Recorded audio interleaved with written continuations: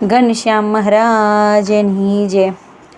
એક સમયે અયોધ્યામાં ધર્મદેવ ઘનશ્યામ મહારાજને સાથે લઈને વિદ્યાકુંડના મંદિરમાં દર્શન કરવા ગયા. બરાબર એ જ સમયે મંદિરમાં કથા ચાલતી હતી. વ્રજવિહારી નામના એક અંધ શાસ્ત્રીજી રામાયણની કથા પુસ્તક વિના જ મોઢે બોલીને કરતા હતા. તમે જાણો જ છો કે કથા સાંભળવાનું ઘનશ્યામ મહારાજને ખૂબ ગમતું. તેથી કથા સાંભળવા બેસી ગયા. કથા સાંભળી રહ્યા પછી પ્રભુએ અંધ શાસ્ત્રીજીને ભગવત શાસ્ત્રના શ્લોક બોલી એમાંથી પ્રશ્ન પૂછ્યો. પ્રભુનો પ્રશ્ન સાંભળીને આ શાસ્ત્રીજીએ કહ્યું કે તમારે આ પ્રશ્નનો જવાબ સાંભળવો હોય તો ઘેર આવવું પડે. ત્યારે પ્રભુએ કહ્યું કે શાસ્ત્રીજી, શાસ્ત્રની ચર્ચા કંઈ ખૂને ન હોય, એ તો સભામાં જ શોભે. તમને વાંધો ન હોય તો અત્યારે જવાબ આપો. શાસ્ત્રીજી કંઈ બોલ્યા નહીં, પણ સભામાં બેઠેલા બીજા કેટલાક માણસો બોલ્યા કે ઘનશ્યામજી, એને જવાબ આવડતો જ નથી, માટે અત્યારે તમારાથી છૂટવા ઘરે આવવાની વાત કરે છે. એને આવડતું જ નથી, માટે તમે રહેવા દો.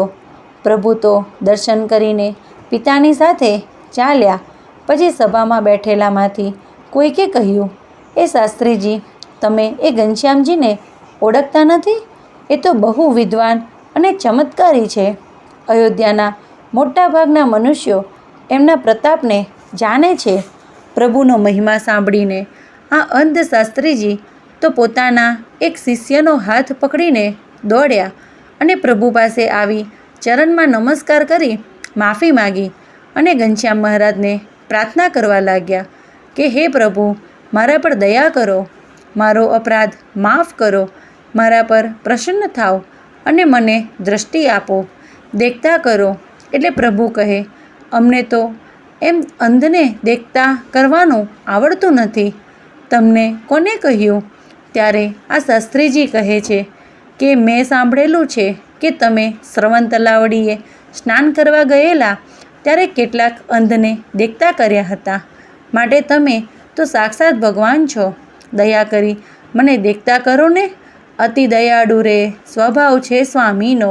દયાળુ એવા સ્વામિનારાયણ ભગવાને એની સાચા હૃદયથી પ્રાર્થના સાંભળીને એની સામે કૃપા દ્રષ્ટિ કરી કે તરત જ બંને આંખોએ દેખતો થઈ ગયો. એટલું જ નહીં, પણ ભગવાન જ્યારે રાજી થાય ત્યારે કંઈ બાકી ન રાખે. એને દિવ્ય રૂપે દર્શન આપ્યા. વ્રજવિહારી શાસ્ત્રીજી તો ધન્ય બની ગયા. ભગવાનના ભાવથી દર્શન કર્યા, પગે લાગી પછી મંદિરમાં ગયા. આ વાત આખી અયોધ્યામાં ફેલાઈ ગઈ. સાંભળીને બધાને ખૂબ જ નવાઈ લાગી. એ રીતે અયોધ્યાના વિદ્યાકુંડ મંદિરના શાસ્ત્રીજીને પરમાત્માએ દેખતા કર્યા. ભગવાનની કૃપા થાય તો શું ન થાય.